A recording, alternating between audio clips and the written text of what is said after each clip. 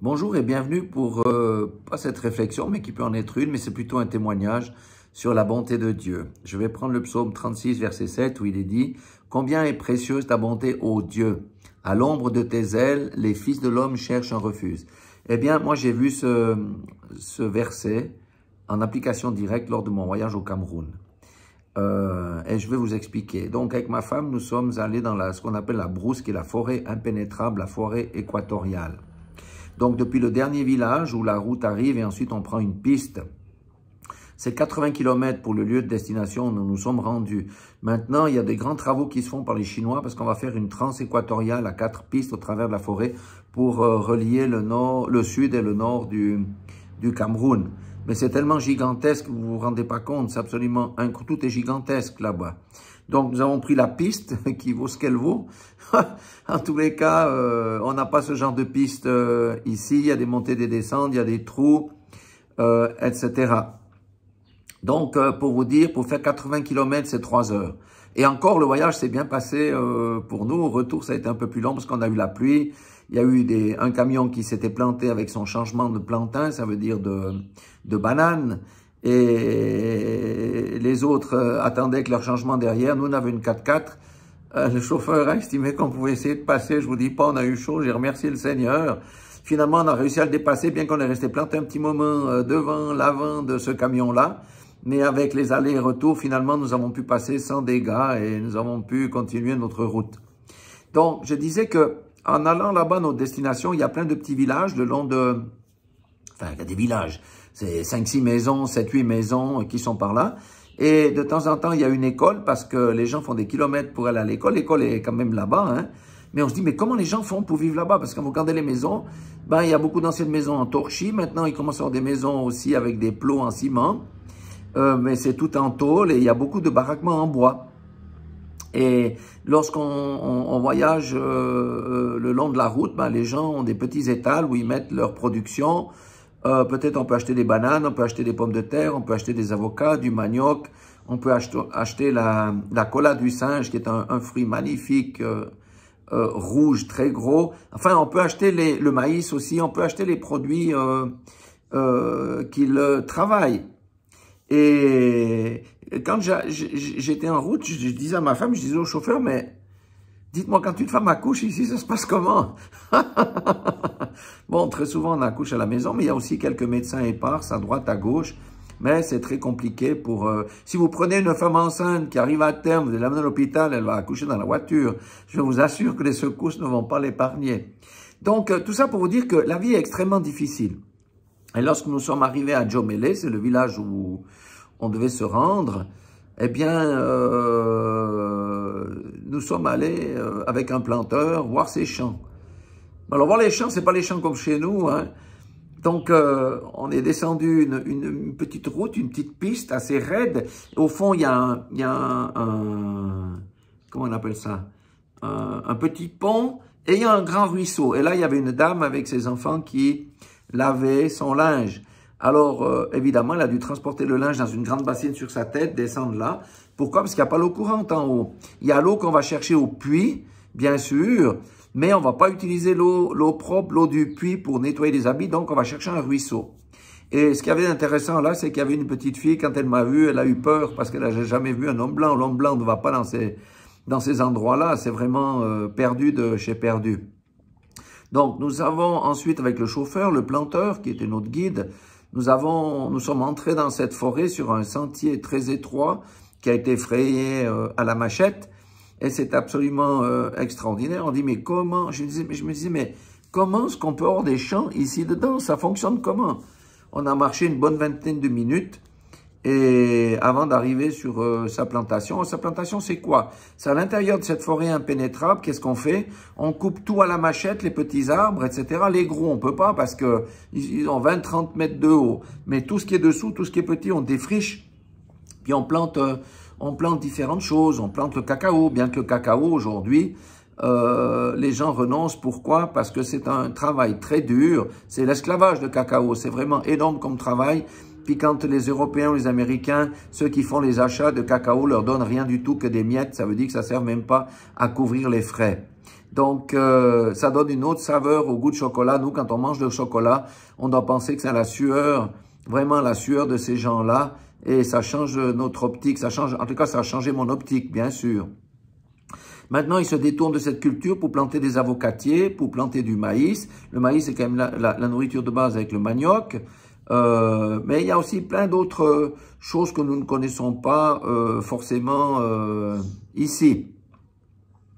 Donc, c'est un travail qui est dur, c'est un travail qui se réalise à la machette, c'est à la sueur et au front, mais ça leur permet d'assurer la subsistance déjà pour leur famille et de vendre le surplus. J'ai oublié la banane, bien entendu. Donc, c'est un travail dur, vraiment. Et nous, on a tendance à se plaindre avec nos 40 heures, le petit stress qu'on a dans nos bureaux, on est confortablement assis, avec toutes les commodités. Là-bas, le mot confort a été radié du vocabulaire. Amen. Tu gagneras ton pain à la sueur de ton front. Mais j'ai vu la bonté de Dieu, parce que Dieu a rendu ce sol fertile et les gens peuvent y vivre. Alléluia. J'ai vu la bonté de Dieu, parce que vous savez quoi, ces gens mangent naturel, c'est mieux que le bio. Il n'y a pas de produits chimiques, il n'y a rien du tout là-bas. On mange les produits que donne la nature telle.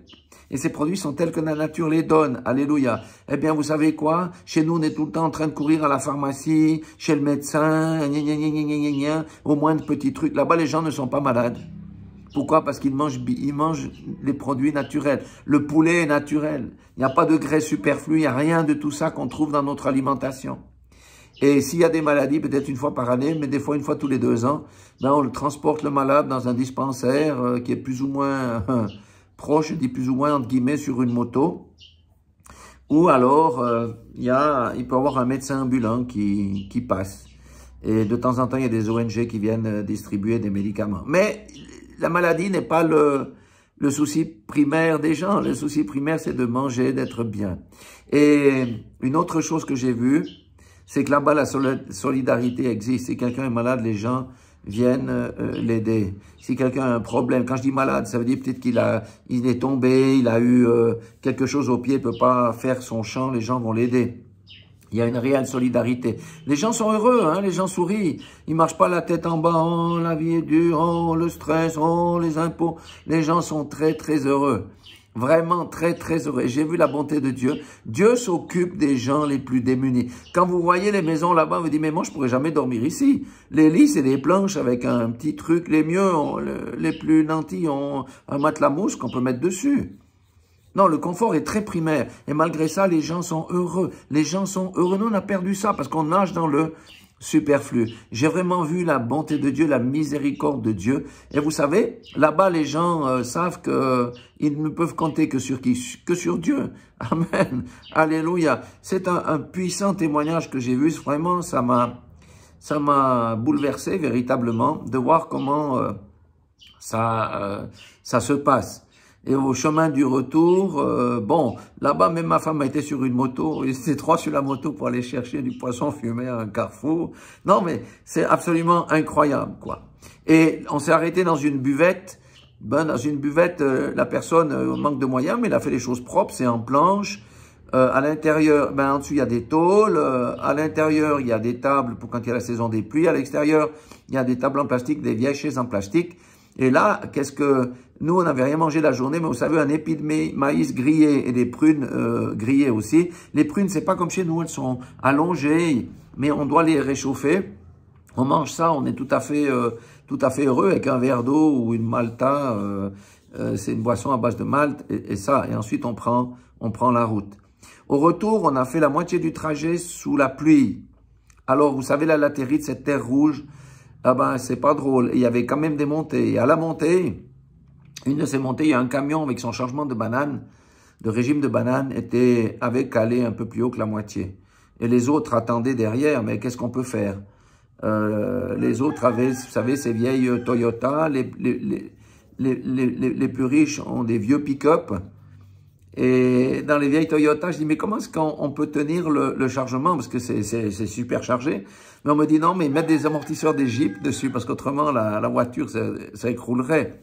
Nous avions un 4x4, une Toyota RAV4, et le chauffeur dit, moi, je vais essayer de monter. Nous, on s'est regardé avec ma femme, le planteur derrière aussi. On est monté, on a calé juste devant le museau du camion. Mais en avant, en arrière, il a manœuvré, on a forcé, finalement on a passé, les autres sont restés derrière. Ils ont certainement dû passer la nuit sur place parce que la route était devenue impraticable. Nous avons mis, pour rejoindre Yaoundé, 4h30 de temps. Donc tout ça pour vous dire que Dieu est bon. Dieu se soucie des créatures. Même si les créatures ne le connaissent pas, nous avons beaucoup de musulmans là-bas, hein.